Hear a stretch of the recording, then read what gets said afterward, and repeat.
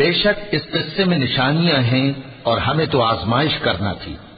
پھر ان کے بعد ہم نے ایک اور جماعت پیدا کی اور انہی میں سے ان میں ایک پیغمبر بھیجا جس نے ان سے کہا کہ اللہ ہی کی عبادت کرو کہ اس کے سوا تمہارا کوئی معبود نہیں، تو کیا تم ڈرتے نہیں؟ اور ان کی قوم کے سردار جو کافر تھے اور آخرت کے آنے کو جھوٹ سمجھتے تھے اور دنیا کی زندگی میں ہم نے ان کو آسودگی دے رکھی تھی، کہنے لگے کہ یہ تو تم ہی جیسا آدمی ہے، جس قسم کا کھانا تم کھاتے ہو اسی طرح کا یہ بھی کھاتا ہے، اور جو پانی تم پیتے ہو اسی قسم کا یہ بھی پیتا ہے، اور اگر تم نے اپنے ہی جیسے آدمی کا کہا مان لیا تب تو تم گھاٹے میں پڑ گئے۔ کیا یہ تم سے یہ کہتا ہے کہ جب تم مر جاؤ گے اور مٹی ہو جاؤ گے اور ہڈیوں کے سوا کچھ نہ رہے گا تو تم زمین سے نکالے جاؤ گے؟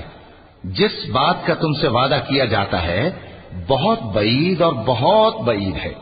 زندگی تو یہی ہماری دنیا کی زندگی ہے کہ اسی میں ہم مرتے اور جیتے ہیں اور ہم پھر نہیں اٹھائے جائیں گے۔ یہ تو ایک ایسا آدمی ہے جس نے اللہ پر جھوٹ افترا کیا ہے اور ہم اس کو ماننے والے نہیں۔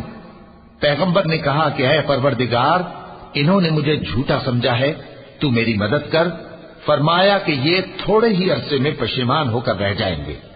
آخر ان کو وعدہ برحق کے مطابق زور کی آواز نے آ پکڑا تو ہم نے ان کو کوڑا کر ڈالا۔ پس ظالم لوگوں پر لعنت ہے۔ پیدا کی کوئی جماعت اپنے وقت سے نہ آگے جا سکتی ہے نہ پیچھے رہ سکتی ہے۔ پھر ہم لگاتار اپنے پیغمبر بھیجتے رہے، جب کسی امت کے پاس اس کا پیغمبر آتا تھا تو وہ اسے جھٹلا دیتے تھے، تو ہم بھی بعض کو بعض کے پیچھے ہلاک کرتے اور ان پر عذاب لاتے رہے اور ان کو داستانیں بنا کر چھوڑتے رہے۔ پس جو لوگ ایمان نہیں لاتے ان پر لعنت۔